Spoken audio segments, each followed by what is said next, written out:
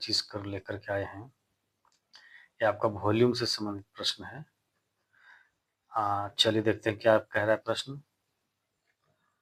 प्रश्न थोड़ा लंबा है, लेकिन कुछ है विशेष नहीं इसमें, पढ़िएगा समझ में आ जाएगा। एक बेलन के एक सिरे पर शंकु और दूसरे सिरे पर एक अर्धगोला अधिरोपित है। यानी बेलन के माने एक बेलन है, उसके एक सिरे पर शंकु और दूसरे सिरे पर एक अर्धगोला अधिरोपित है, किया गया है। सार्व त्रिज्या 7 सेंटीमीटर, यानी सभी का त्रिज्या 7 सेंटीमीटर है। बेलन की ऊंचाई 6 सेंटीमीटर है और संरचना की कुल लंबाई 32 सेंटीमीटर है। तो संरचना का आयतन ज्ञात कीजिए। चलिए, तो सबसे पहले संरचना देख लेते हैं क्या होगा। देखिए, एक बेलन है, ठीक है, इसके एक सिरे पर एक शंकु बोलता है अधिरोपित किया गया है, यानी ये शंकु है, और एक सिरे पर जो है गोला को अधिरोपित किया गया है। ठीक, सार्व त्रिज्या जो है यानी आर जो है वो 7 सेंटीमीटर दिया, यानी सभी का त्रिज्या, क्योंकि अधिरोपित किया जा रहा था इसके ऊपर रखा है, इसलिए त्रिज्या 7 सेंटीमीटर। बेलन की ऊंचाई, यानी ये जो बेलन है, बेलन तो मेरा यहाँ से यहीं तक ना बेलन है। देखिए, बेलन इसी को कहते हैं, इस तरह का जो संरचना होता है उसको बेलन बोलते हैं। ठीक है, हम लोग मैथ में। तो बेलन का जो ऊंचाई दिया हुआ, यानी ये जो दिया है वो 6 दिया हुआ है, ठीक है, ये 6 दिया हुआ है, और कुल लंबाई जो है 32 सेंटीमीटर, यानी यहाँ से यहाँ तक। देखिए, ध्यान दीजिएगा, यहाँ से यहाँ तक का लंबाई आपको दिया है 32, ये आ गया 6। अब देखिए, यहाँ से यहाँ तक ध्यान दीजिए क्या होगा, गोला का पार्ट है, तो गोला का जो त्रिज्या है ये घट जाएगा यहाँ से 7, तो ऊपर कितना हो जाएगा, यानी ये जो शंकु दिया हुआ है, शंकु का ऊंचाई कितना हो जाएगा, तो 6 और 7 13, और यहाँ 32 है, ठीक है, तो यहाँ पर ये आपका आ जाएगा 19, ठीक है, 19 और 6 25, 25 और 7 32, तो टोटल ऊंचाई हो गया 32। तो चलिए, अब आगे हम लोग क्या करेंगे, फॉर्मूला पर बैठाते हैं।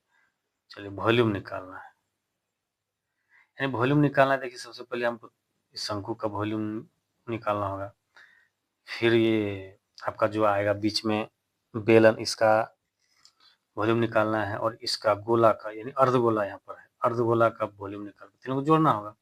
तो वॉल्यूम हम लोग लिख सकते हैं, सबसे पहले लिखेंगे किसका, बेलन का। तो बेलन का वॉल्यूम का फॉर्मूला था पाई आर स्क्वायर एच। यहाँ पर इसको हम लोग सिलेंडर कर देते हैं, मतलब सी से सिलेंडर, ठीक है, प्लस ये किसका, सॉरी, शंकु का होता है 1/3 पाई आर स्क्वायर एच।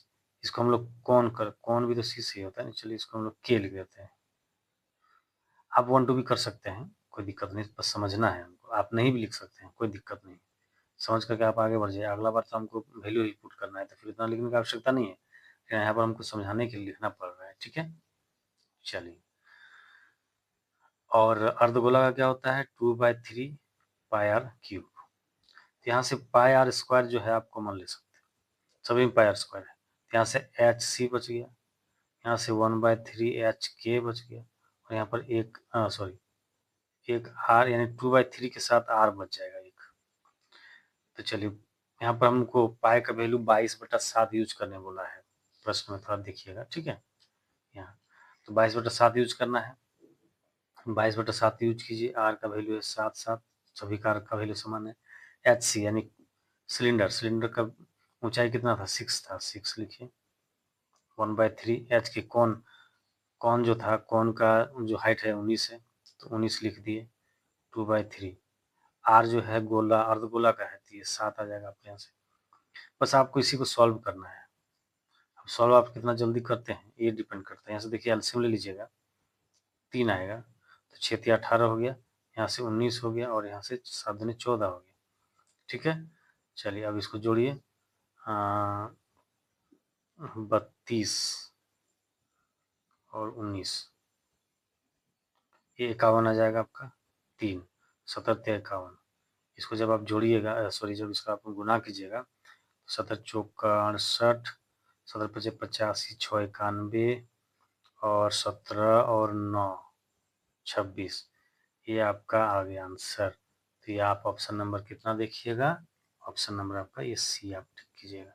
तो इसमें कुछ नहीं था, ये आपका फॉर्मूला बेस्ड था, यानी फॉर्मूला आपको याद है तो ही आप इस मतलब प्रश्न को सॉल्व कर सकते थे। ठीक है, फॉर्मूला आपका बेलन का पाई आर स्क्वायर एच होता है, बेलन का 1/3 पाई आर स्क्वायर एच होता है, और अर्धगोला का, देखिए गोला का एक्चुअली 4/3 होता है। ठीक है, गोला का 4/3 पाई आर स्क्वायर होता, पाई आर क्यूब होता है, तो अर्धगोला है तो 2 से भाग लग जाएगा, 2/3 पाई आर क्यूब।